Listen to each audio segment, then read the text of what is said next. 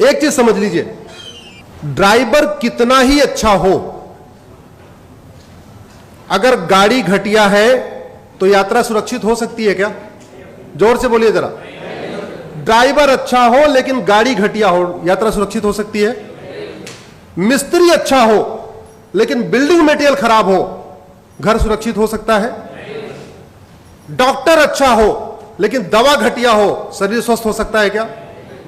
ऐसे ही शासक कितना ही अच्छा हो, कितना ही मेहनती हो, कितना ही ईमानदार हो, कितना ही राष्ट्रभक्त हो, लेकिन अगर कानून घटिया है, न्यायिक व्यवस्था जो है कमजोर पड़ गई है, तो याद रखिए न माओवाद कम होगा, न नक्सलवाद कम होगा, न अलगाववाद कम होगा, न धर्मांतरण कम होगा, न जिहाद कम होगा, न मजहबी उन्माद कम होगा, न कट्टरवाद कम होगा, न घूसखोरी कम होगी, न जमाखोरी कम होगी, न मिलावटखोरी कम होगी, न कालाबाजारी कम होगी, न नशा तस्करी कम होगी, न मानव तस्करी कम होगी, कुछ भी कम नहीं होगा।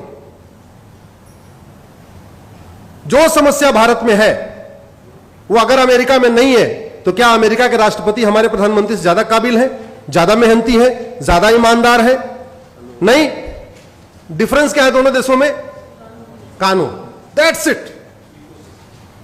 केवल और केवल, केवल और केवल। और याद रखिए, अगर आप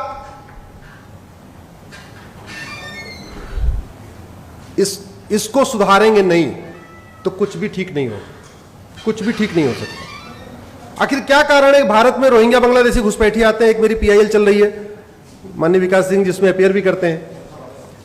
2017 में मैंने पीआईएल फाइल किया था कि भारत में 5 करोड़ रोहिंग्या बांग्लादेशी आ चुके हैं। ये रोहिंग्या बांग्लादेशी अमेरिका क्यों नहीं जाते, सिंगापुर क्यों नहीं जाते, चाइना क्यों नहीं जाते, फ्रांस क्यों नहीं जाते, भारत क्यों आते? क्योंकि हमारा कानून घटिया है। हमारे यहां 1946 का फॉरेनर एक्ट चल रहा है, वो फॉरेनर एक्ट एकदम टीथलेस है, उसमें कोई दांत नहीं है। उन सबको पता है, बाहर वालों को, कि यहां घुस जाओ, एक बार घुस गए कोई दिक्कत नहीं। और जो सबसे बड़ी समस्या है, एक कड़वी सच्चाई, आप इसको समझिए, घुसपैठिए घूस दे के आते हैं, घूस दे के आधार बनवाते हैं, घूस दे के राशन कार्ड बनवाते हैं, घूस दे के बर्थ सर्टिफिकेट बनवाते हैं, घूस दे के ड्राइविंग लाइसेंस बनवाते हैं, और घूस दे के वोटर आईडी बनवाते हैं। अब सवाल यह है कि भारत में लोग 2-2, 3-3 हजार रुपए दे के 5-5, मतलब 10-12 हजार रुपए में 5-6 डॉक्यूमेंट तैयार करा लेते हैं। ऐसा अमेरिका सिंगापुर में क्यों नहीं करा लेते? क्योंकि हमारे यहां आप फर्जी डॉक्यूमेंट बना दीजिए आधार, अब वो आधार आपने फर्जी बनाया है, यह सिद्ध करने के लिए कम से कम डिस्ट्रिक्ट कोर्ट से लेकर सुप्रीम कोर्ट तक आपको लड़ना पड़ेगा। हमारे यहां लोग फर्जी पासपोर्ट बना के क्यों, कैसे दे देते हैं? फर्जी ड्राइविंग लाइसेंस, घर बैठे बैठे ड्राइविंग लाइसेंस मिलता है कि नहीं मिलता? घर बैठे बैठे और वोटर आईडी आती है, घर बैठ के आपके आधार आता है, घर बैठ के आपका राशन, सारे डॉक्यूमेंट कैसे आ जाते हैं? इसलिए मैं फिर से कह रहा हूं कि अगर आप वास्तव में इस देश को सुधारना चाहते हैं, हम चाहते हैं इस देश में रूल ऑफ लॉ हो, इस देश में कानून का शासन हो, तो सबसे पहले हमें कानून बदलना पड़ेगा, और जिसकी कोई लागत नहीं है, जिसकी कोई लागत नहीं है। कानून बदलने की कोई लागत नहीं है। हम हजारों करोड़ रुपए खर्च करके हाईवे बना लेते हैं, हजारों करोड़ रुपए खर्च करके एयरपोर्ट बना लेते हैं, हजारों करोड़ खर्च करके हम रेलवे लाइन की बिछा लेते हैं, लेकिन हम कानून नहीं बनाते जो फ्री में बन सकता है। 1 लाख करोड़ रुपए खर्च करके आप हाईवे बनाएंगे, ज्यादा से ज्यादा उस पर 1 करोड़ लोगों को बेनिफिट होगा। 1 लाख करोड़ रुपए खर्च करके आप मुंबई दिल्ली का एक्सप्रेसवे बनाएंगे, उस पे 1 करोड़ लोगों को फायदा होगा, उतने लोग चलेंगे। लेकिन आप फ्री में अच्छा कानून बना दीजिए, 140 करोड़ लोगों को फायदा होगा। भारत में जुडिशियल रिफॉर्म खर्च करने पे ज्यादा से ज्यादा 10,000 करोड़ का खर्चा आएगा, मैक्सिमम 10,000 करोड़। इतना तो हमारे देश में चुनाव के बाद लोग मुफ्त में बांट देते हैं। कोई कलर टीवी बांट रहा है, कोई वॉशिंग मशीन बांट रहा है, कोई जो है मंगलसूत्र बांट रहा है, किसी राज्य में अलग अलग, कोई किसी राज्य में लैपटॉप बांटा जा रहा है, किसी राज्य में स्मार्टफोन बांटा जा रहा है, कुछ न कुछ फ्री में बांटा जा रहा है। ये कितने दुख की बात है। हम आजादी की 75वीं वर्षगांठ मना रहे हैं, हमारा थाना आज भी अंग्रेजी कानूनों से चलता है, हमारी तहसील आज भी अंग्रेजी कानूनों से चल रहा है, हमारा जिला आज भी अंग्रेजी कानूनों से चल रहा है, हमारा हाई कोर्ट आज भी अंग्रेजी कानूनों से चल रहा है, हमारा सुप्रीम कोर्ट आज भी अंग्रेजी कानूनों से चल रहा है।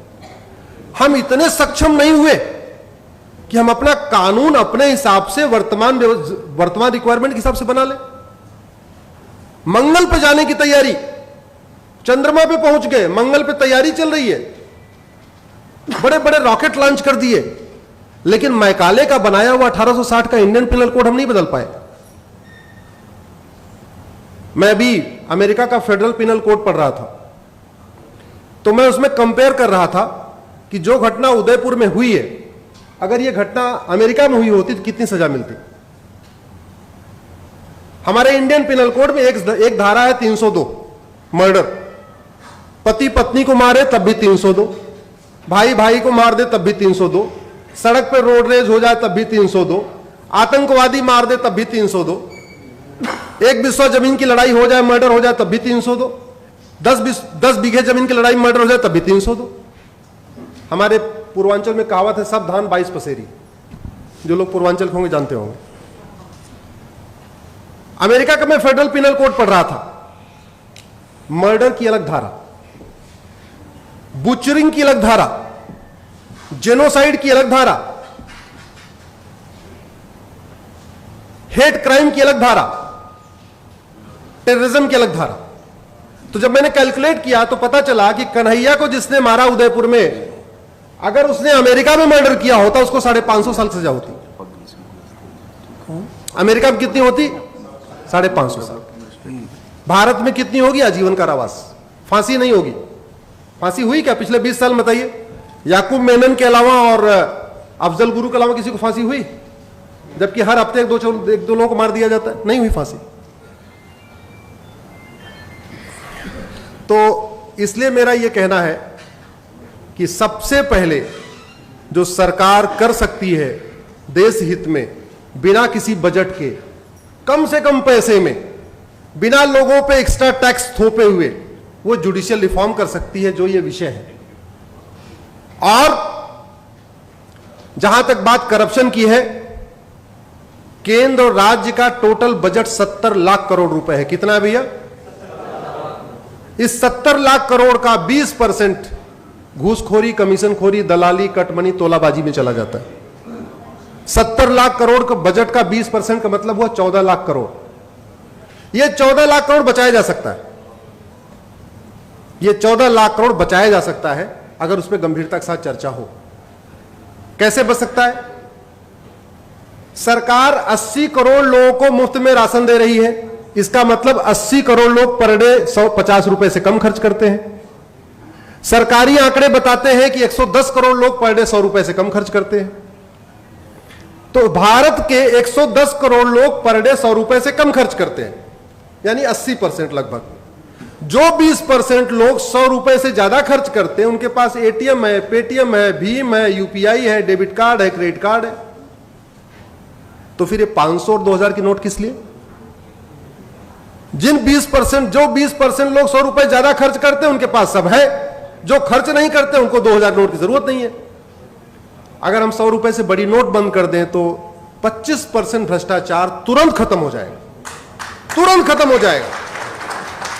और भ्रष्टाचार खत्म होने का मतलब 25% भ्रष्टाचार खत्म होने का मतलब 25% घुसपैठ खत्म हो जाएगी, 25% धर्मांतरण खत्म हो जाएगा, 25% अलगाववाद खत्म हो जाएगा, 25% आपका खालिस्तानी अलगाववाद खत्म हो जाएगा। सभी जितनी देश विरोधी गतिविधियां हैं सब 25% कम हो जाएंगी, क्योंकि कोई भी देश विरोधी एंटी नेशनल एक्टिविटी फ्री में नहीं होती, सब बाकायदा पैसे से होती है।